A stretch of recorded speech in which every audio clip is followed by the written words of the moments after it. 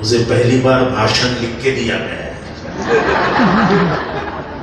और कुछ लिखा हुआ पढ़ने की मुझे आदत नहीं, और वो भी ऐसे उर्दू में लिखा गया है कि शायद मैं भाषण नहीं कर सकूंगा, और शुरुआत पढ़ लेता है। मुझे खुशी है आज हम सब यहाँ एक अजीम इंसान के यौम पैदाइश के अवसर पर इकट्ठा हुए हैं। सर सैयद अहमद खान के यौम पैदाइश जो इसी महीने के 17 अक्टूबर को पूरे देश और दुनिया के अनेक शहरों में जहाँ हिंदुस्तानी शिक्षित मुसलमान समाज रहता है मनाया जाता है। मुझे प्रोग्राम के साथियों ने बताया कि उन्होंने इस प्रोग्राम के लिए 22 अक्टूबर इतवार का दिन को चुना क्योंकि इस शहर में आसानी से शिरकत कर सके। इस सूझबूझ के लिए उन सभी का मैं धन्यवाद देता हूँ। मैं उम्रा के शहरियों को शुक्रिया अदा करता हूँ कि उन्होंने अब इस नायब हस्ती के यौम पैदाइश पर इस अहम प्रोग्राम में शिरकत की। यहाँ पूरे उम्रा शहर के लिए सम्मान की बात है। मंच पर बैठी हुई Arfa Khanum Sherwani ji, Shri Abdul Rahman ji IPS officer, advocate Farooq Khan ji और तनवीर आलम जी, अपने एज को बाजू में रख देता। Sorry I can't read it.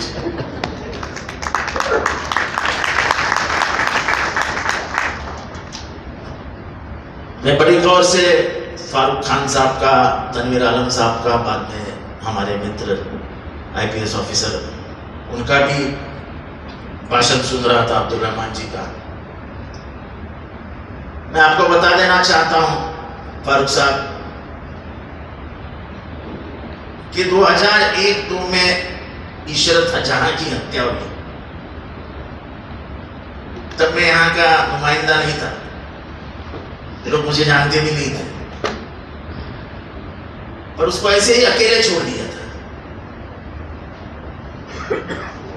तो मैंने हमारे एक मित्र हैं यहाँ पे, एक मुन्ना करके दोस्त है मेरा, उसने उसके मां को मेरे पास लाया और उसके हालात देख के मैंने बहुत पूछताछ की, तुम्हारी लड़की क्या करती है, घर में आके क्या करती थी।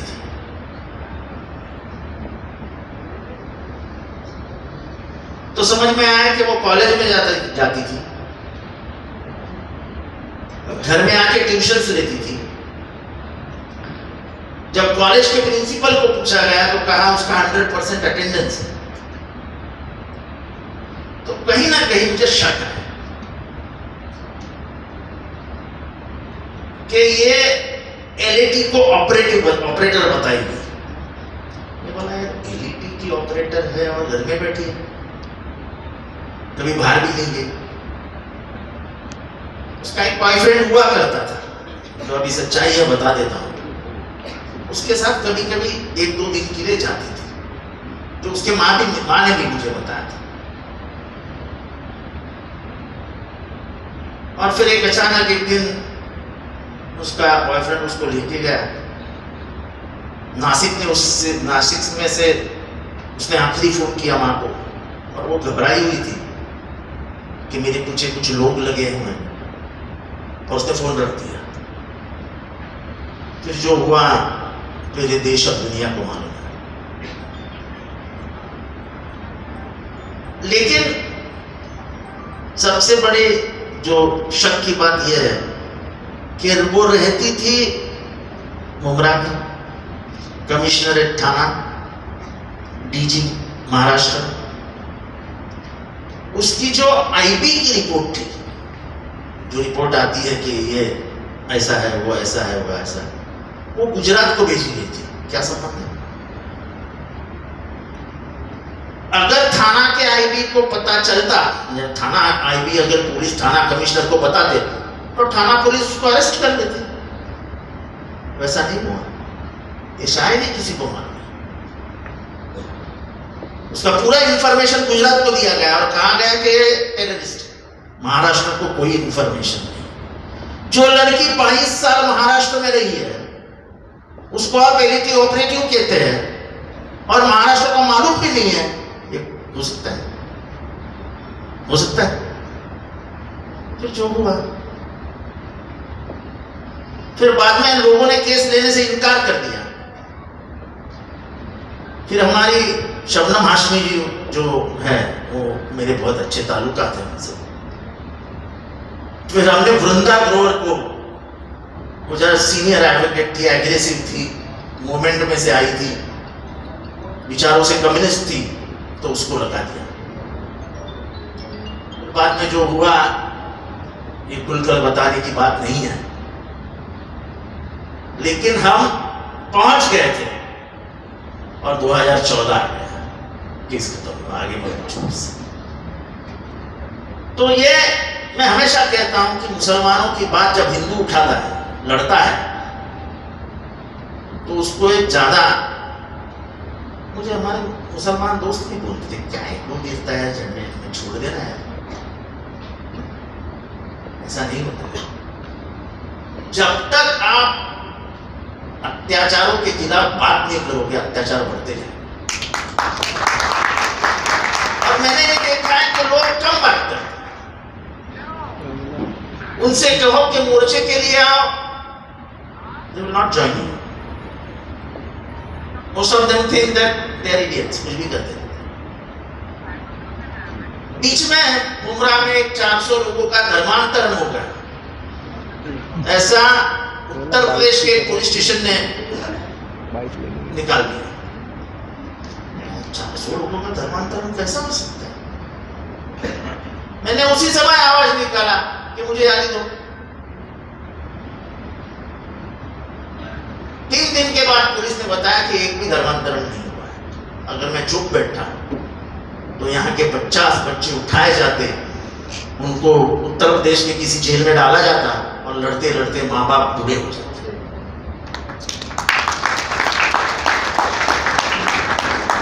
अब एक नया धंधा शुरू हो गया है और मैं हमेशा मेरे दोस्तों को कहता हूँ, मेरे जितने भी शानू यहाँ बैठा है, हमारा कॉर्पोरेटर है, हमारे जितने भी लोग हैं वहाँ बबलू बैठा है, ये डॉक्टर साहब है, ये हमारे इसके बेटे Shabbir Khan ji, reaction that is a trap. कभी इसके पहले धार्मिक यात्रा, किसी धर्म की बात नहीं कर रहा हूं,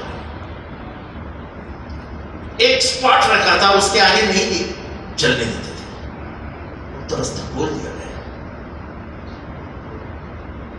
और ऐसी घोषणाएं होती है ताकि मुसलमान चिढ़ जाए। तो मैंने उनको कहा आप चिढ़ो मत, आप शांत रहिए, उनको यही चाहिए और ये साल में आगे बढ़ता जाएगा, क्योंकि मेरी समझ जो है बीजेपी के लिए बेचने के लिए मान नहीं रहा है, जिससे वो वोट हासिल करे, ऐसे कुछ सपने दिखाने के लिए सपने भी नहीं। तो उनके पास एक ही हथियार है, वो है द्वेष पैदा करो, खत्म करो, और वो होने वाला है। यहाँ पे हाजी मलंग बाबा का दरगाह है, वहां पे राजा सिंह आया था, बहुत बुरी भली बात कह के गया। सुप्रीम कोर्ट का डायरेक्टिव है कि any hate speech should be registered as a crime. मैं बार बार पुलिस को बोलता रहा, सुनो कुछ इनके ध्यान में भी नहीं होगा कि बिना वजह हमारे मुख्यमंत्री वहां गए और आरती की। उसके ऊपर ऐतराज नहीं है, ना मुसलमानों ने ऐतराज जताया, लेकिन कोई मुख्यमंत्री को यह करना शोभा नहीं देता है। अगर इस देश में आप अमन और शांति चाहते हैं तो जो कुछ सालों साल से चलता आ रहा है उसे चलने दीजिए। खामोखाम उसके बीच में एक नया कुछ खोल दोगे, पैदा हो जाता है। यह शहर भी बहुत अजीबोगरीब शहर है। आपको याद होगा पाकिस्तान में मलाला यूसुफजई का उसके ऊपर गोलियां मारी थी, स्कूल जा रही थी। तो मैंने लड़कियों का, लड़कों का, बच्चों का, जो स्कूल 10वीं के बच्चे थे ना, 7वीं 8वीं 9वीं 10वीं के बच्चे थे, उनके मोर्चे का ऑर्गेनाइज किया और जरा धूप में चलना पड़ा। ये लड़की यहाँ बैठी है, ये मेरी प्यारी प्यारी बेटी है, मेरी मर्जिया है, उसने उसको लीड किया था। उसके बाप को भी समझाया गया, पागल है, लड़की को रास्ते पे उतारता है, हमारे मुसलमानों में कभी चलेगा क्या? उसका बाप चुप बैठा, बोले साहब करते करने दो, मेरे को, मैं साहब को नहीं बोल सकता, मेरी बेटी को निकालो उधर से। लेकिन वही मलाला यूसुफजई नोबेल पुरस्कार जीत के गई एजुकेशन के लिए। वो जो काम कर रही है दुनिया में, अब वो काबिल तारीफ है। उसने फलस्तीन के लिए आवाज उठाया। मुझे फख्र है कि मेरे नेता बंबई में जाहिर भाषण में, उसने भाषण समाप्त होने के बाद मीटिंग के अंत में फिर से उठ के कहा, सभी लोग बैठिए, मुझे आपको एक बात समझानी है। बोले आपको अगर एनसीपी का कार्यकर्ता करके पूछा जाए कि आप किसके बाजू से हो इजराइल और फिलिस्तीन के मामले में, तो शान से कहो कि मैं फिलिस्तीन के बाजू से। उस नेता का नाम शरद पवार। मैं तो हमेशा फिलिस्तीन की बाजू लेता हूं, मगर मैं चाहता हूं आप लोग बच्चियां फिलिस्तीन की हिस्ट्री पढ़ें कि क्या हुआ। पूरी दुनिया में जूस की हत्या होने के बाद, यहूदियों की हत्या सेकेंड वर्ल्ड वॉर में होने के बाद, पूरी दुनिया उनके साथ चली सिंपैथी के। और पैलेस्टीन का एक छोटा सा हिस्सा इंग्लैंड ने उनको रहने के लिए दिया। और बाद में बहुत युद्ध हुए, बट सबसे इंपॉर्टेंट था 1967 का हुआ। उन्होंने कब्जा ही ले लिया पैलेस्टीन का। जब मैं बात करता हूं तो मैं बीजेपी को भाइयों को पूछता हूं, तुम तो कश्मीर पंडित को लिए बहुत लड़ते हो यार। हम भी सिंपैथी करते हैं उनसे, नहीं गलत हुआ, उनको घर से भगा दिया। और अगर उनको घर से भगा दिया और भारत के लोगों को दिल में उनके लिए थोड़ी हमदर्दी है, तो फिर पैलेस्टीन में क्या होगा? वही हुआ जो तो कश्मीर पंडित के साथ हुआ। तो पैलेस्टीन वाले अगर अपने जमीन के लिए लड़ रहे हैं और अटल बिहारी वाजपेयी जैसा एक बड़ा नेता यूएनओ में भाषण करता है कि मध्य पूर्व एशिया में तब तक शांति नहीं होगी जब तक पैलेस्टीन की जमीन इजराइल उसको वापस नहीं देगी, ये हम नहीं कहते। ये छोड़ दो कि पहली बार जब पैलेस्टीन का मामला शुरू हुआ तो भारत के पंतप्रधान उस वक्त जवाहरलाल नेहरू ने स्टैंड ले लिया कि हम फिलिस्तीन के साथ ही खड़े रहेंगे। और जब भी दुनिया में यह सवाल पैदा हुआ, जब कांग्रेस के पंतप्रधान थे, तब उन्होंने यूएनओ में भी पैलेस्टीन का समर्थन किया। और उसमें अटल बिहारी वाजपेयी भी थे।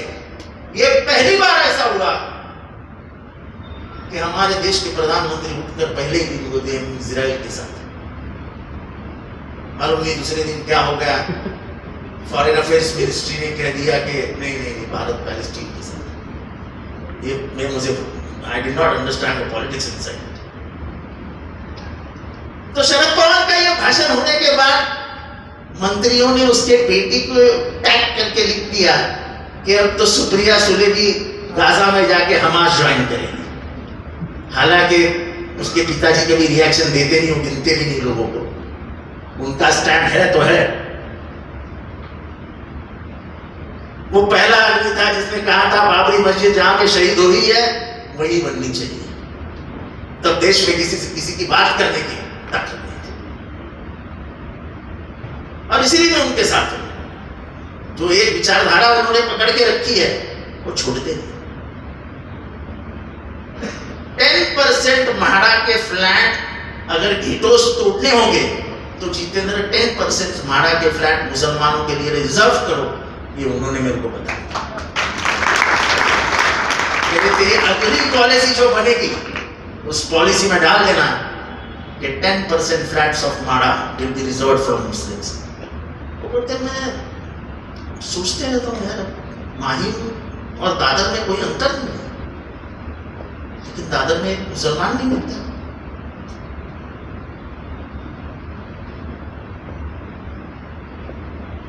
बंबई इतना बदल गया। बंबई में पहले तो मैं तो उस स्कूल पे पढ़ा हूं कि जिसमें हिंदू मुसलमान क्रिश्चियन सभी एक साथ थे, और हम 3 दोस्त थे। स्टैनली नाम था, एक रविश नार्वेल नाम का दोस्त था, उसके पिताजी बहुत बड़े पॉलिटिशियन थे, हमारे शहर के नगराध्यक्ष थे। अब वो अमेरिका में बड़ा सर्जन है। तो हमको मालूम भी नहीं था ये क्या होता है। वो मेरे घर में आते थे, मैं उनके घर में जाता था, उनके बेडरूम तक हम लोग खेलते खेलते चले जाते थे। उसकी माँ ना कभी कुछ बोलती थी ना कहती थी, वो भी मुस्लिम हल्के में चला जाता था राबोड़ी, हम दोनों ही चले जाते थे। उसकी माँ कभी पूछती नहीं थी। क्रिसमस के दिन में हम उसके घर में जाते थे, दिवाली के दिन वो हमारे घर में आते थे। और ये ईद की बिरयानी का शौक तो तभी से लगा था मुझे जब मैं 6वीं में था। पर हालात ऐसे हैं फारूक साहब, हमारे आलम भाई साहब ने कहा, हिंदू मुसलमान जब तक एक दूसरे को नहीं समझेंगे ये देश एक नहीं हो सकता।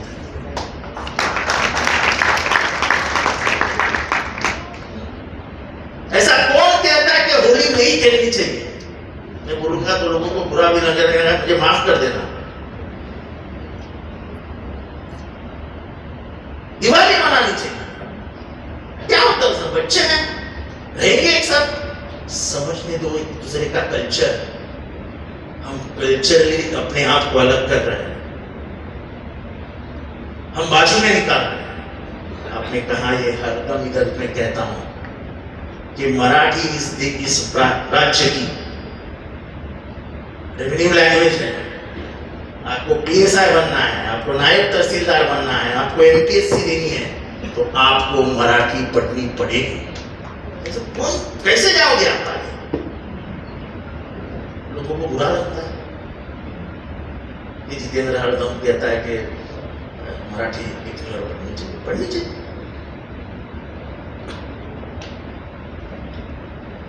लोगों को ये मालूम ही नहीं कि 2002 में जब इशरत जहां का मसला हुआ, तब इस शहर से मेरा बहुत नाजुक सा संबंध था, बहुत कम संबंध था। इस शहर में लड़ने के लिए मैं इशरत जहां के लिए नहीं लड़ा, उस उसूल मेरे दिल में थे, उसके लिए मैं इशरत जहां करता था। आखिरकार उसको जो कुछ होना था हो गया। और यही बात निकली के शायद आप लोगों ने मुमरा शहर पहली बार देखा होगा। कुछ लोगों से बात कर लीजिए, 15 साल पहले इस शहर के क्या हालात थे, और मैं आज आपके सामने बताता हूँ, खास करके आप सब आपके सामने। आपने तो मुंबई के सभी हल्के देखे होंगे। You walk on the streets of Mumbai and will feel proud that your friend has changed this totally. We have 24 hours light. We have concretized roads. Have you heard of a private Qabristan in any Muslim area? कहीं पे भी आपने सुना है कि private जमीन पे कब्रिस्तान बना है? ये भारत का पहला शहर है जहां पे म्युनिसिपैलिटी की जमीन लेके मैंने कब्रिस्तान प्राइवेट जमीन पे बनवाया, जो सेठ देने से इनकार कर रहा था। मेरी बहुत अच्छी दोस्ती थी वो सेठ से, जो मुंबई का एक सबसे जाना माना अमीर आदमी था, मित्तल सेठ, जो मित्तल टावर्स वगैरह है ना वहां पे। वो मुझे कह रहा था, मैं शरद पवार जी को बोलूंगा, मैं तेरे को 20 करोड़ रुपया देता हूं, तो RSS का फंडिंग करता है। वो ठीक है, उसकी अपनी सोच।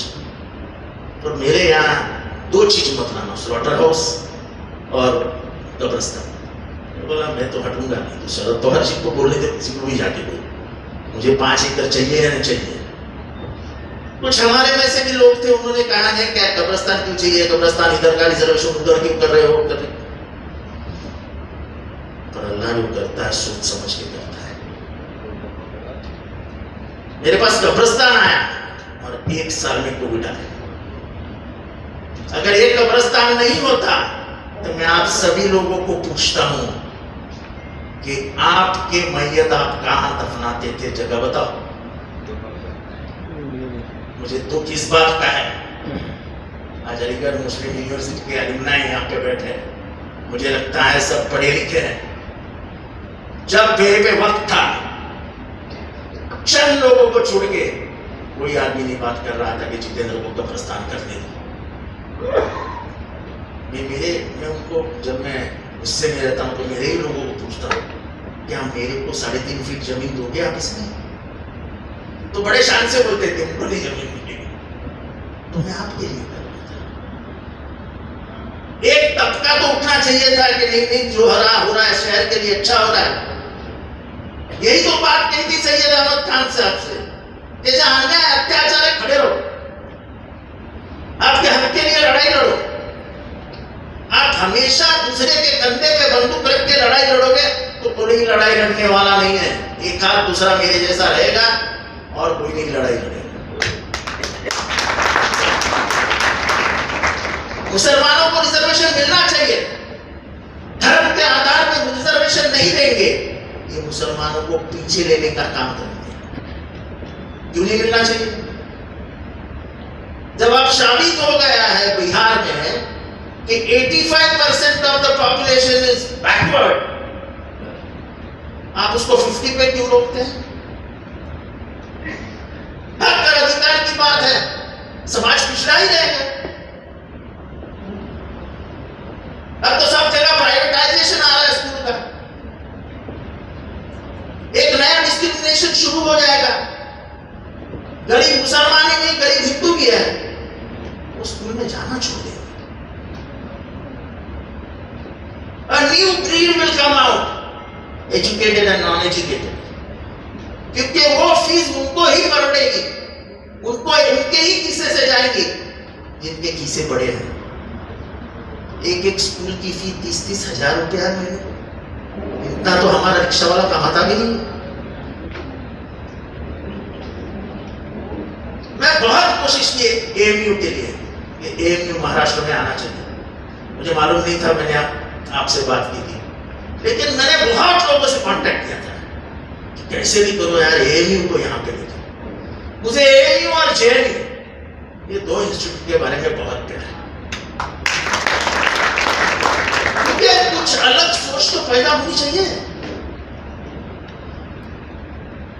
मदन मोहन मालवीय बनारस हिंदू यूनिवर्सिटी बनाते हैं और पूरी ताकत से सरकार उसको मदद करती है, तो हमने क्या गुनाह किया?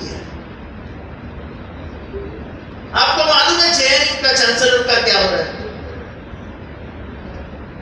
आप सभी को मालूम है कि कन्हैया के साथ क्या हुआ। आज भी हमको, मैं कन्हैया का दोस्त हूं इसलिए लोग लिखते हैं टुकड़े टुकड़े गैंग का समर्थक है, पर जेएनयू के बच्चे लड़ते हैं। सीताराम येचुरी ने 1975 में वो जब जनरल सेक्रेटरी थे जेएनयू के, तब उन्होंने इंदिरा गांधी जी के खिलाफ आवाज उठाई थी और कहा था कि आप चांसलर करके रेजिग्नेशन दे दो। इंदिरा गांधी उनके निवेदन के लिए खुद गेट पे आई जेएनयू की, एक फोटो है अभी भी मेरे पास है। और सीताराम येचुरी जो आज देश के बड़े नेता हैं, उन्होंने निवेदन दिया कि रिजाइन, और इंदिरा जी का बड़प्पन देखो, उन्होंने रेजिग्नेशन दे दिया। वो जो निवेदन था, उस निवेदन में लिखा था you are killing Indian democracy, पर उन्होंने बच्चों को अंदर नहीं डाला। इमरजेंसी का मैं उस पर नहीं जाना चाहता हूं कि हम लोग सैयद अहमद खान साहब के लिए बैठे, पर आप सोचो, आप समझो, अलीगढ़ से आए हुए बच्चे शांत नहीं रह सकते। इस शहर की जो मजबूरियां हैं उसके खिलाफ लड़ना सीखो। मैं हर जंग में आगे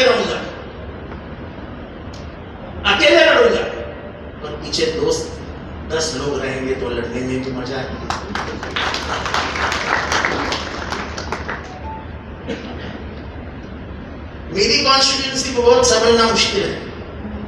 यहां से गए तो मुसलमान खत्म, वहां से हिंदू शुरू। पर एक ऊपर वाले की मेहरबानी है कि दोनों कॉन्स्टिट्यूंसी से मुझे लीड मिलता है, जो मेरा काम बोलता है और मेरे सोच के बारे में कोई सवाल नहीं पैदा करता है, क्यों मैंने सोच बदली नहीं। जिस सोच पे आज खड़ा हूं, उस सोच पे मैं जब 14 साल का था तब से इसी सोच पे खड़ा हूं। जब मेरे फादर को आके स्कूल में मारा था, तब उस फादर के खिलाफ बाजू से हम स्कूल के बच्चों का मोर्चा निकाला था कि फादर को भी मारा। हालांकि तुम तो समझ भी नहीं थे क्या है, पर उस वक्त से दिमाग में आ गया कि नहीं, ये सेपरेटिस्ट आइडिया ये हमारे देश को जिंदा नहीं रखता। मुझे गांधी जी को अगर गालियां देते हैं बहुत दुख लगता है। जो आदमी बंगाल के दंगल में जाके जब सुतावर्दी के घर पे हमला हुआ, पत्थर मारे गए, वो आदमी ने सुतावर्दी को पीछे कर दिया और खुद जाके जनता के सामने खड़ा हुआ, और जो पहला पत्थर आया वो उसकी सर पे गिरा। लेकिन गांधी हटे नहीं, और गांधी को वैसे खड़े देख पूरे जो लोग आए थे वो पीछे चले गए। उस गांधी को हम समझ ही नहीं पा। आज वही नथुराम गोडसे है, जिंदा है, पर गांधी कम होते जा रहे हैं। हमको नथुराम गोडसे कम करने होंगे। I am not talking about violence, पर हमारे चारों की लड़ाई में हमको नथुराम गोडसे को खत्म करना पड़ेगा। आज गांधी के हत्यारे सुबह उठते 2 अक्टूबर पे जाते हैं और हार डाल के आते हैं। जो बाइडेन आता है गांधी जी के इधर जाता है, हार डाल के आता है। पूरी दुनिया ये कहती है कि गांधी जी के विचारों के जैसे विचार नहीं, लेकिन हम कहां मानते हैं उसको। मुझे फख्र है, जब इन्होंने रेजिग्नेशन डाला था तब भी मैंने कोई छोड़ता नहीं। सब मतलब फरामोश होते हैं, मतलब के लिए बोलेंगे थोड़ा सा आगे कि पीछे हट जाएगा। मुझे याद है कि सीए एनआरसी में सबसे ताकत से मैं उतरा था। मैंने महाराष्ट्र में 18 सभाएं की थी, 18 सभाएं की, जालना मालेगांव, क्योंकि आपने बोला वो बराबर है कि मुसलमानों को खत्म कर देते थे सीए एनआरसी, इनको सेकेंडरी सिटीजन्स बनाते थे। ये इनको समझ में नहीं आ रहा था, पर उस वक्त मैंने समझा कि ये लड़ाई लड़ना अपना अहम कर्तव्य है कि हमको लड़ना चाहिए। और मुझे लगता है कि अब जब सैयद साहब के डे के बारे में हम बात कर रहे हैं, तालीम की तरफ ध्यान देना, बच्चों को स्कूल भेजना होगा। अच्छे अच्छे अदारे यहाँ पे भी है, ऐसा नहीं है कि नहीं है। इंफ्रास्ट्रक्चर जब बदल गया है तो शहर का माहौल बदल गया है। अब इस शहर से बाहर से लोग आने तैयार हो गए हैं। एक जमाने में जो फ्लैट्स 2000 रुपए को बेचे जाते थे सर, वो आज 7-7, 8-8 हजार, 6-6 हजार में बेचे जाते हैं। शहर के सिस्टम बदल गया। और आपने तो भारत नगर देखा होगा। You compare Bharat Nagar, you compare Govandi, you compare Bhiwandi, you compare Malegaon to Mumbra, and you will see 100% difference in the city. मैं झूठ बोल रहा हूँ? मैं आपसे पूछ रहा हूँ, मैं झूठ बोल रहा हूँ क्या? जरा जोर से बोले, उनको सुनने दो ना। खास करके लड़कियों को मैं कहता हूं, जो सर ने कहा आपने वोटिंग रजिस्टर नहीं किया है, कोई भी वोटर नहीं है, कोई वोटिंग को उतरता नहीं, कोई वोटिंग को उतरता नहीं है। वो छुट्टी का दिन रहता है, सुबह मटन लाया जाता है, दोपहर को बिरयानी पकती है, मस्त खाया जाता है, पूरे घर में माँ बाप बेटे बेटी सब सो जाते हैं, बच्चे भागते रहते हैं, वोटिंग बढ़ाओ, वोटिंग बढ़ाओ, वोटिंग बढ़ाओ। सुबह कहते हैं खाने के बाद जाएंगे, खाना खा लेते हैं, फिर बोलते थोड़ी नींद लेते फिर जाएंगे, नींद के बाद बोलते जाने दो यार अब टाइम तो हो गया। जो सर ने कहा वो सिर्फ बातें सुन के घर पे मत जाओ, थोड़ा सा उसके ऊपर अमल भी करो, क्योंकि आने वाला भविष्य बहुत कठिन है। ये लड़ाई इतनी आसान नहीं है। जिस तरीके से ये लड़ाई लड़ी जा रही है, हम इजराइल और फिलिस्तीन में देख रहे हैं कि भारत के कितने रिपोर्टर हैं। मणिपुर गए थे मुझे, मणिपुर की क्या बात कर रहे हैं सर? परसों तो पीठ में एक आदिवासी औरत को नंगी करी, जिसका पूरा वीडियो मेरे पास है, मैंने डाला नहीं, मुझे अच्छा नहीं दिखा। लोगों की मानसिकता दादागिरी की होने लगी है। जो कोई दबा है, जो कोई थोड़ा सा दुबला पतला है सामाजिक व्यवस्था में, उसको खत्म करना। ये ऐसा क्यों है कि हमारे दलित भाई झोपड़ियों में रहते हैं, झुग्गी झोपड़ियों, आगे जाने का मौका ही नहीं मिला। और 5-7% के आगे बढ़ गए तो एंटी रिजर्वेशन मूवमेंट शुरू हुई। अरे 5000 साल आपने हमको घर के बाहर रखा, गांव के बाहर रखा, पानी से दूर रखा, मंदिर से दूर रखा, हमने कुछ कहा? हम दुबले थे। हमारा एक बाप आया डॉक्टर बाबा साहब अम्बेडकर ने, जिसने व्यवस्था बदल दी और हमको आरक्षण मिला। लंगड़े दूल्हे को अगर आप आधार नहीं दोगे तो वो चल सकते। रिजर्वेशन हमारा हक है, हम उसको किसी को भी खींचने नहीं देंगे, चाहे फिर खून बहाना पड़ेगा तो भी चलेगा, लेकिन रिजर्वेशन को किसी को हाथ नहीं लगाना। बगावत होनी चाहिए। जब जब अत्याचार और शोषण होता है उसमें खून मत बहाओ, लेकिन अपने विचार। अब तो सोशल मीडिया डालो ना, मैं तो इतना लिखता हूँ, पैलेस्टीन के ऊपर लिखता हूँ, सभी बातों के ऊपर लिखता हूँ। मुमरा से कितने आते हैं ट्विटर को रिपोस्ट? 5 लाइक कितने आते हैं? 10। हम कुछ करते ही नहीं। सूरज निकलता है, चांद आ जाता है, दिन खत्म। मैं गलत नहीं बोल रहा हूँ शब्बीर भाई, लेकिन अगर ये इस आदमी को सीखना चाहोगे जिसने अलीगढ़ मुस्लिम यूनिवर्सिटी की स्थापना की, अंग्रेजों ने भी तभी सर को मैंने पूछा कि ये बाहर क्यों नहीं फैली, ये यूनिवर्सिटी बाहर क्यों नहीं फैली? तो उन्होंने बताया कि अंग्रेजों ने बड़े होशियारी से उसमें डाल रखा था कि 25 किलोमीटर का लिमिट है, उसके बाहर नहीं आप चल सकते। और हमने कभी ये नहीं सोचा था कि इसको हमको बदल देना चाहिए। जब हमारे हाथ में सत्ता आई थी तो हमको इसको बदल देना चाहिए। और अगर इंडिया आती है सत्ता में तो मैं आपको छोटा हूं, मैं इंडिया में कोई बड़ा नेता नहीं हूं, लेकिन यकीन दिलाता हूं कि इस देश के पंतप्रधान से यह कानून बदल गया।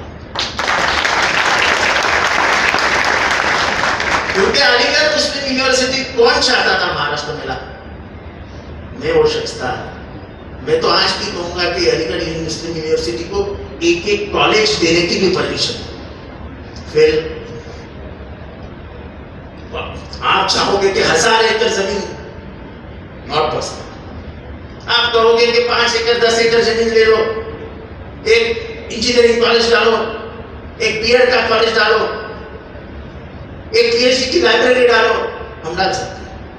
पर आप कहोगे कि 250 एकड़ जमीन दो, तो शब्बीर खान मिल सकती है क्या?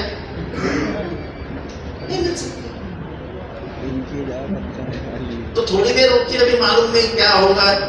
मुझे तो लगता है कि माहौल बदल रहा है, मालूम नहीं ईवीएम में क्या होगा, पता नहीं मुझे। लेकिन जिस तरीके से पार्टियां तोड़ी जा रही हैं, जिस तरीके से पार्टियों से खेला जा रहा है, जिस तरीके से I should speak on Supreme Court और I should speak on Election Commission, जिस तरीके से इलेक्शन कमीशन बात कर रहा है, institutions have lost their independence. और ये सबसे बड़ा धोखा है। किसी के भी घर में घुस जाते हैं, आपको मालूम है, आप दिल्ली के सबसे बड़े वकील लोग, ये मैं नहीं कहता हूं, मैं संजय सिंह जी को घर में गया था जब उनको ईडी ने उठाया, तो नेता उनके घर में जाने में भी तैयार नहीं थे, तो मैं आधा एक घंटा जाके उनके पिताजी के साथ बैठा। पिताजी को देख के मुझे लगा कि हर आदमी को ऐसा बाप होना चाहिए। वो बाप के बाद वो बाप मुझे बोल रहे थे कि लोग आके बहुत आंसू बहाते हैं। मैं बोलता इनकी भाषा, पागल आंसू क्या बहाता है? बोले राजनीति में आया है ना तो भुगतने को तैयार है ना, क्या राजनीति बोल रहा है, क्या है संजय मंथन?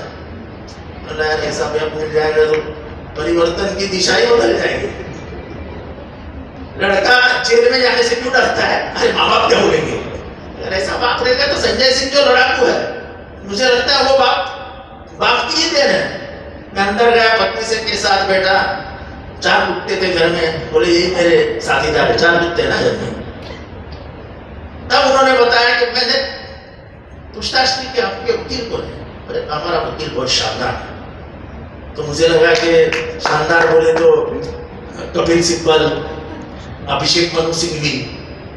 तो बोले नहीं, अच्छा वकील है, उसका नाम फारूक खान है।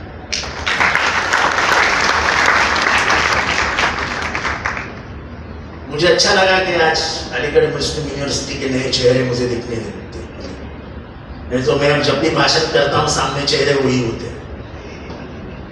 एक अलग ऑडियंस को मैं एड्रेस कर रहा हूँ, जिसमें प्रोफेसर्स है, टीचर्स है, बड़ी बड़ी हस्तियां हैं इस शहर की।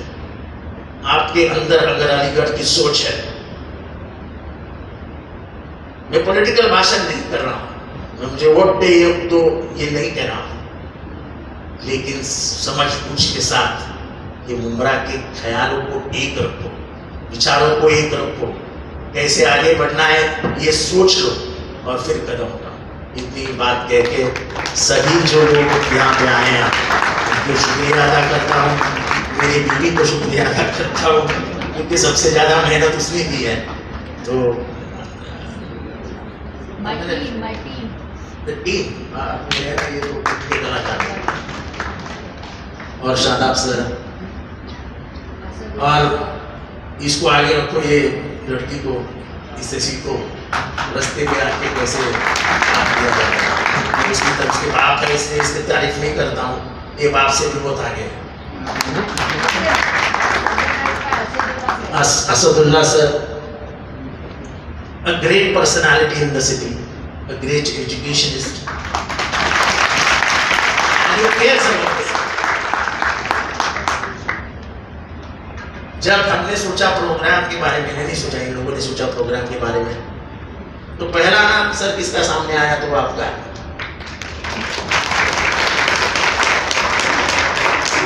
और उन्होंने काम किया, फिर से एक बार आप आए यहाँ पे, उनसे बात की।